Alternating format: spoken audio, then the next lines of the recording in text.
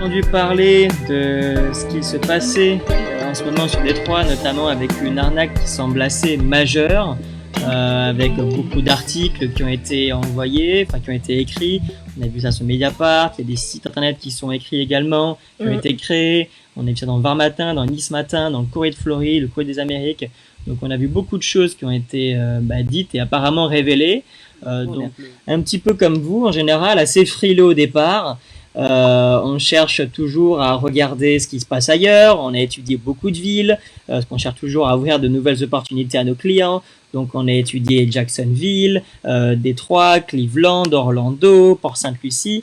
Et il nous semblait à ce moment-là, effectivement, que le Détroit était la ville qui était la plus prometteuse, qui semblait avoir le plus de critères importants pour un bon investissement, tant en termes de prix, donc que ce soit pour les prix, que ce soit pour la rentabilité, la demande locative, le dynamisme de la ville, l'économie.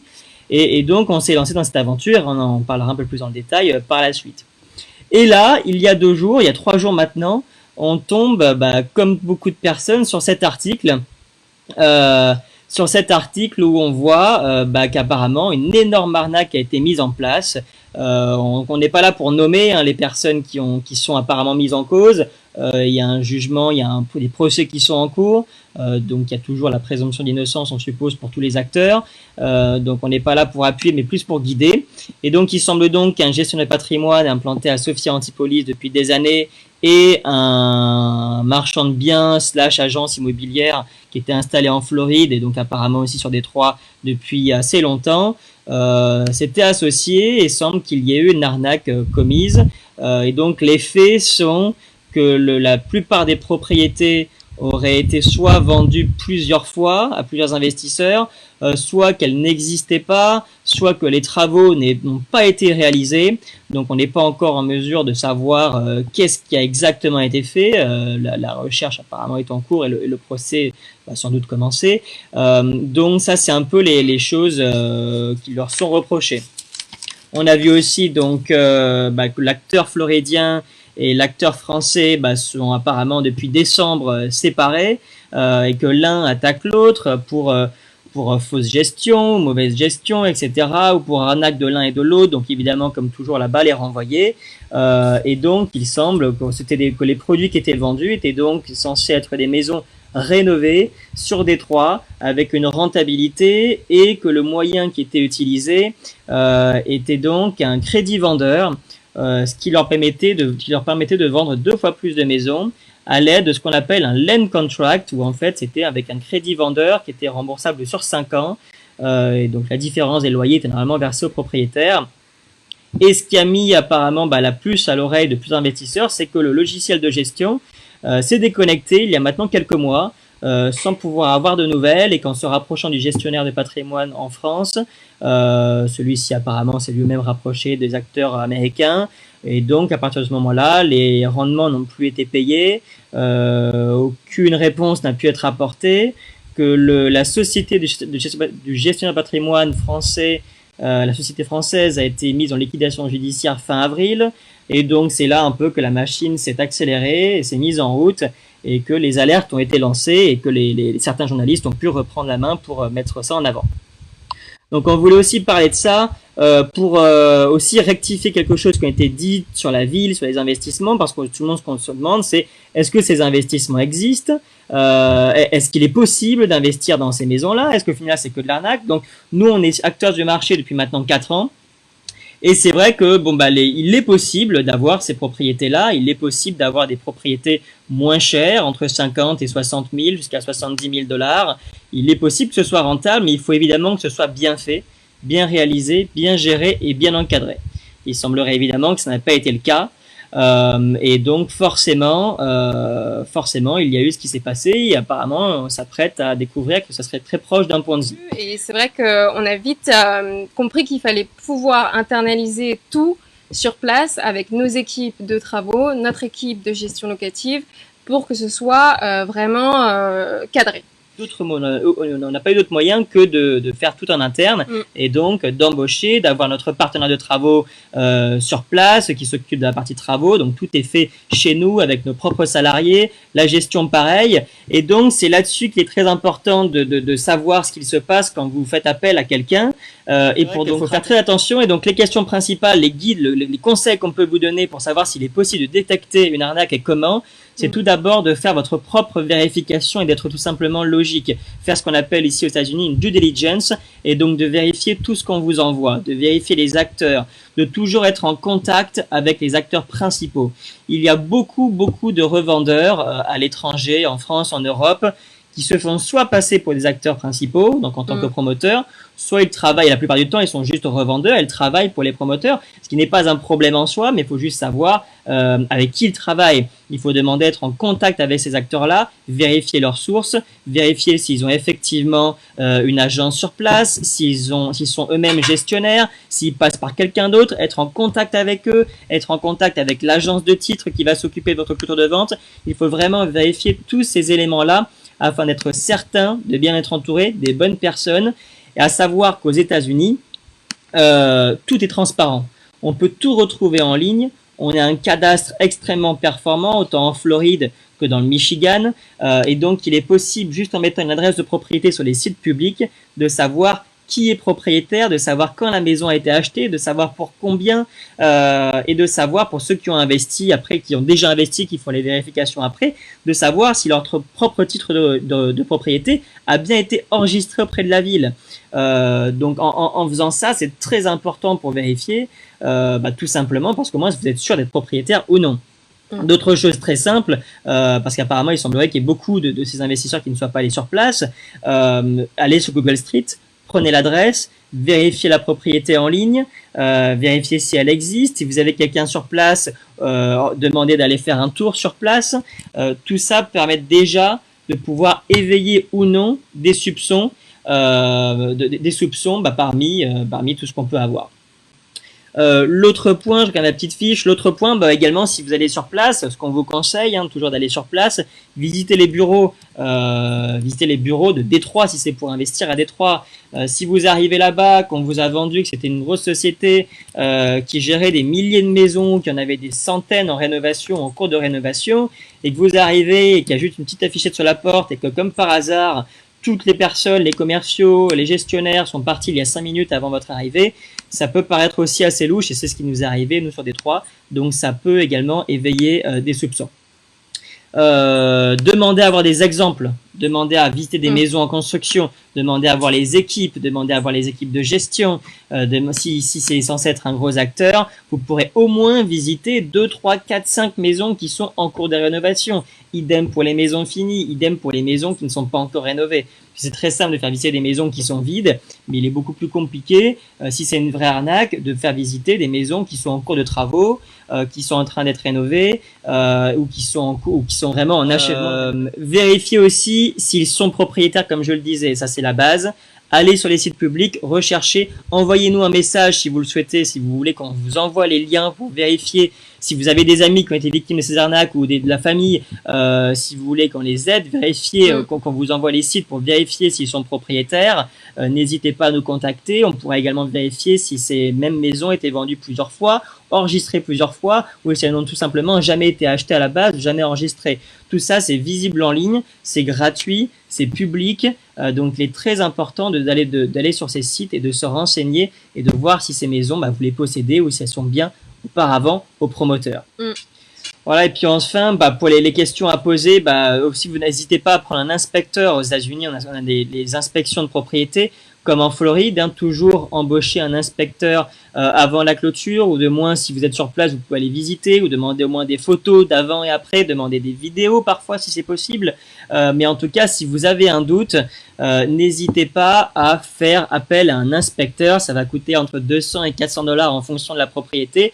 Et cet inspecteur-là, du coup, vous fera une inspection complète du bien. Et du coup, s'il a été rénové aux normes, cela vous permettra de savoir si ça a été bien rénové, ou s'il y a déjà des défauts, ou si simplement ça n'a pas été rénové, que l'inspection semble très compliquée à organiser. Déjà, rien qu'avec ça, vous pourrez être en mesure de vous retirer ou non de la vente et de savoir si vous avez fait le bon choix. On sera en mesure de vous dire en l'espace de quelques minutes si vous pouvez être victime d'une arnaque, si vous pouvez vérifier en ligne si vous êtes propriétaire. Au final, c'est d'être logique. Lorsque quelqu'un vous dit qu'il a vendu entre 1000 et 2000 maisons, qu'il réalise des centaines de propriétés par an, donc nous, pour vous expliquer un petit peu, on a 3 équipes de travaux, on réalise en fonction des mois, en fonction de la quantité de maisons, entre 4 et 7 maisons par mois. Et déjà, en internalisant tout, c'est-à-dire que c'est beaucoup plus rapide, c'est énorme. On est déjà au taquet en termes de rapidité, donc c'est compliqué d'aller plus vite. Donc quand quelqu'un vous dit qu'il a déjà en sa possession des centaines de maisons rénovées, louées, c'est très bizarre. En ce qui nous concerne, la demande est telle et c'est tellement compliqué et long de faire des travaux qu'on fonctionne sous système de réservation. Donc, on ne peut pas livrer la maison dans la semaine. On la livre au bout de 4 mois, ce qui est le délai raisonnable pour faire les travaux, pour mettre en place un locataire, pour faire la mise aux normes, pour faire les inspections de la ville et des services sociaux. Et donc, c'est un délai raisonnable de 4-5 mois. Quelqu'un qui peut vous vendre dans la foulée 30, 10, 50 ou même juste 5 maisons dans la semaine qui sont déjà louées et soi-disant qui ont été rénovées par ces mêmes services, ça paraît très compliqué. Voilà, ça c'est un des éléments, donc il faut aussi rester logique. Ça a été extrêmement violent. Il y a eu des délocalisations d'usines massives pendant de 2009 à 2015. Ça a été extrêmement violent, mais depuis, la ville se redynamise très fortement. Et ce qui a fait que tous les prix ont chuté, c'est notamment justement cette délocalisation massive d'emplois, ce qui fait que les personnes ne pouvaient plus payer leurs taxes foncières et donc la ville a saisi une grosse partie du portefeuille immobilier sur place, ce qui a fait que les prix ont chuté. Les prix ont chuté tellement, la chute était tellement importante que pendant les années où nous n'y étions pas, la ville finançait même les gens pour qu'elles puissent racheter les propriétés, même faire les travaux. Depuis, les prix ont à nouveau explosé, même s'ils restent très bas. Et donc, il est possible d'avoir ce type d'investissement. Il est possible de faire une forte rentabilité, tout simplement parce que ces maisons ne sont pas chères. Elles sont situées dans des quartiers populaires, et ça non plus, il ne faut pas le cacher, il ne faut pas faire croire qu'on achète dans des quartiers résidentiels ou du moins très sécurisés. Ce sont des quartiers populaires. Moi, j'y vis environ entre 1 à 2 semaines par mois avec mon partenaire sur place, où nous sommes la plupart du temps. Et donc, il est possible d'acheter ces propriétés pour des prix entre 40 et 70 000 $. Ça, c'est une vérité. La rentabilité est également très bonne si c'est bien géré, puisque les loyers sont extrêmement importants. La demande locative est très forte. Les loyers sont entre 800 et 1000 $ pour une propriété qu'on va acheter à 50 000 ou 55 000 $. C'est considérable, donc forcément, la rentabilité est élevée. Voilà. Par contre, ça va être la... Vas-y. Non, j'allais te dire, mais c'est un choix, c'est-à-dire que nous, on a fait le choix de se concentrer sur cette niche de quartier populaire pour avoir justement le maximum de rentabilité possible pour les investisseurs et aussi de plus-value. Maintenant, bien évidemment, comme dans toutes les grosses villes, vous avez les quartiers populaires et puis après, vous avez les quartiers périphériques où ça devient beaucoup plus résidentiel, voire très très luxueux. Et Détroit, c'est également le cas. Ouais, absolument. Il y a vraiment de très beaux quartiers. Ouais. Il y a Downtown qui est magnifique, Midtown qui est magnifique.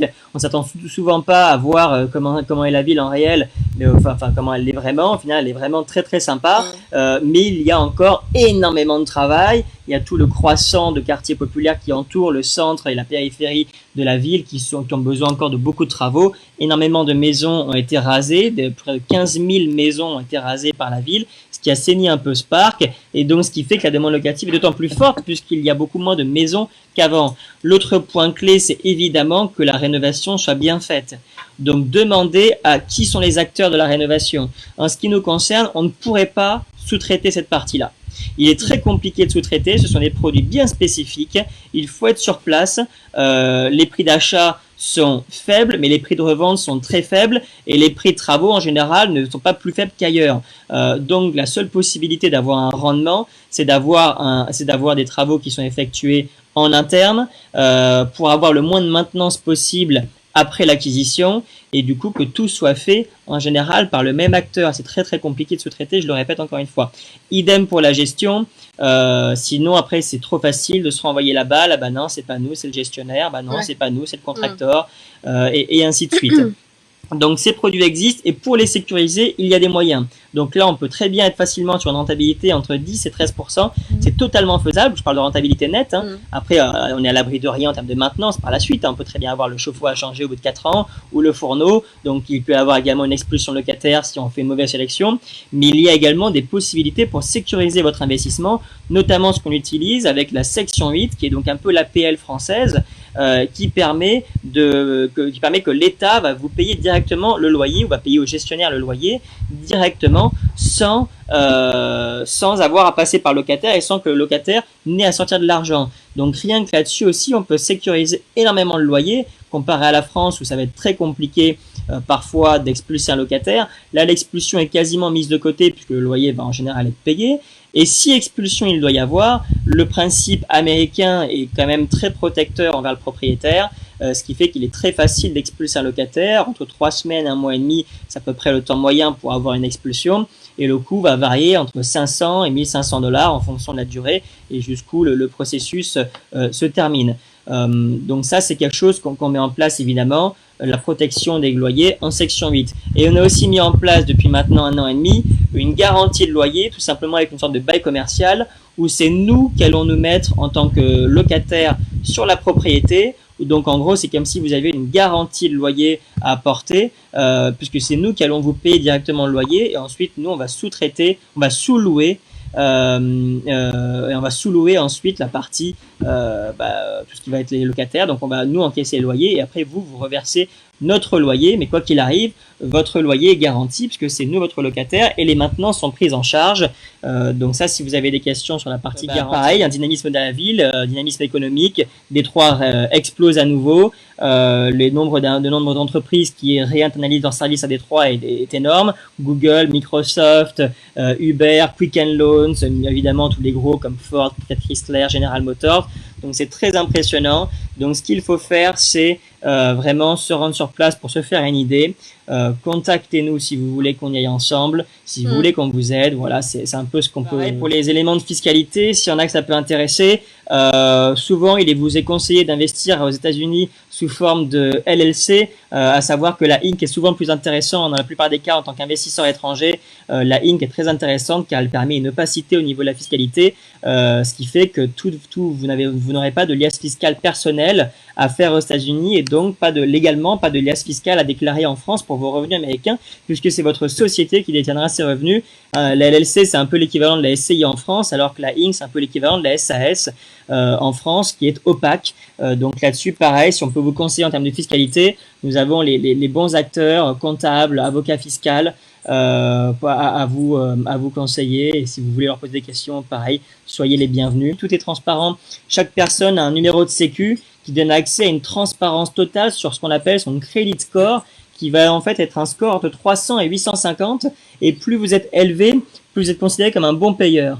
Donc rien qu'avec ça, on peut déterminer si un locataire est plutôt un bon payeur à la base ou un mauvais. On saura s'il est endetté, on saura quelle est sa catégorie d'emploi, on saura s'il a des cartes de crédit impayées, s'il n'a pas payé son portable ou si c'est juste des dettes médicales par exemple. Donc tout ça on peut le voir, ce qui permet encore une fois de sécuriser le placement du locataire et de sécuriser l'investissement. Donc on a constamment entre 6 et 15 maisons de disponibles.